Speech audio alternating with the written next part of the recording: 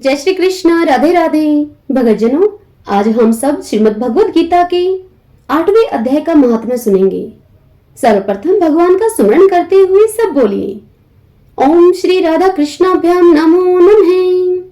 श्री लक्ष्मी नारायण भगवान की जय। भगवान शंकर माता पार्वती की जय। यह कथा आप सब पद्म पुराण से सुन रहे हैं। भगवान शंकर देवी पार्वती से कहते हैं, हे देवी, अब तुम 8वें अध्याय का महात्म्य सुनो। उसके सुनने मात्र से तुम्हें बड़ी प्रसन्नता होगी। लक्ष्मी जी के पूछने पर भगवान विष्णु ने उन्हें इस प्रकार 8वें अध्याय का महात्म्य बतलाया था। दक्षिण में आमर्दकपुर नामक एक प्रसिद्ध नगर है।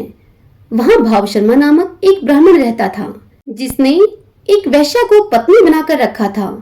वह मांस खाता, मदिरा पीता, साधुओं का धन चुराता, पराई स्त्री से व्यभिचार करता और शिकार खेलने में दिलचस्पी रखता था। वह बड़े भयानक स्वभाव का था और मन में बड़े बड़े हौसले रखता था। एक दिन मदिरा पीने वालों का एक समाज जुटा था।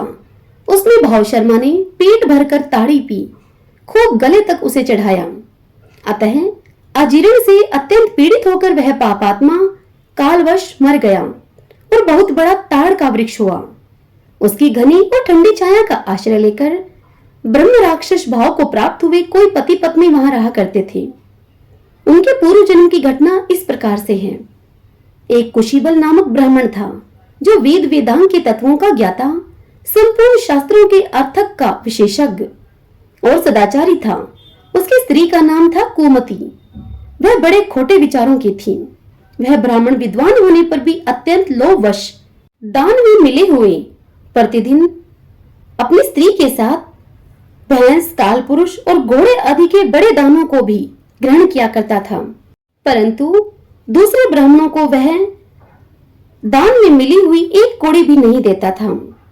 वे ही दोनों पति पत्नी कालवश मृत्यु को प्राप्त होकर ब्रह्म राक्षस हुए।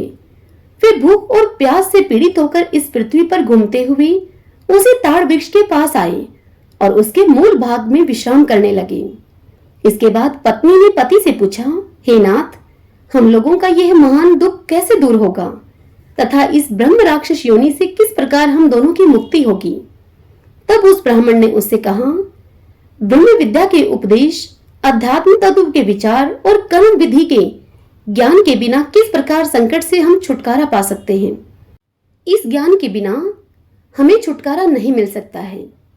यह सुनकर उसकी पत्नी ने पूछा, किम तद ब्रह्मा किम ध्यातम किम कर्म पुरुषोत्तम। वह ब्रह्म क्या है, अध्यात्म क्या है और कर्म कौन सा है। उसकी पत्नी के इतना ही कहते ही जो आश्चर्य की घटना वहां घटित हुई, तुम उसको सुनो। उपयुक्त वाक्य गीता के 8वें अध्याय का आधा श्लोक था। उसके श्रवण से वह वृक्ष उस समय ताड़ के रूप को त्याग कर भाव शर्मा नामक ब्राह्मण हो गया।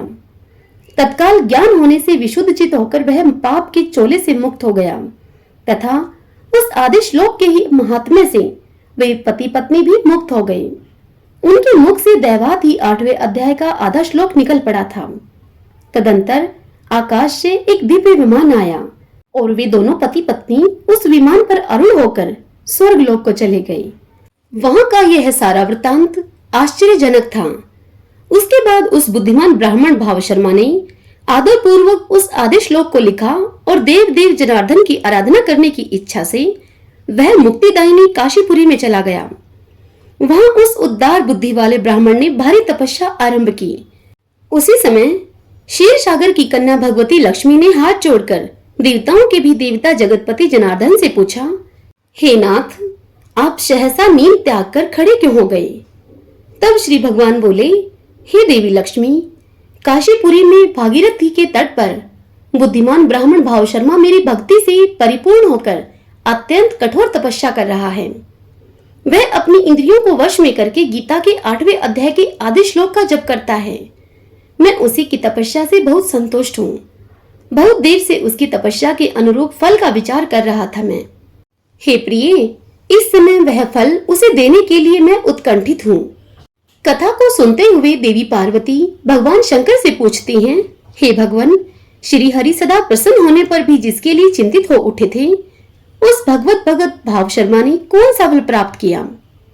तब महादेव जी पार्वती से बोले कि हे देवी, द्विज श्रेष्ठ भाव शर्मा प्रसन्न हुए। भगवान विष्णु के प्रसाद को पाकर आत्यंतिक सुख मोक्ष को प्राप्त हुआ तथा उसके अन्य वंशज भी जो नरक यातना में पड़े थे उसी के शुभ कर्म से भगवत धाम को प्राप्त हुए।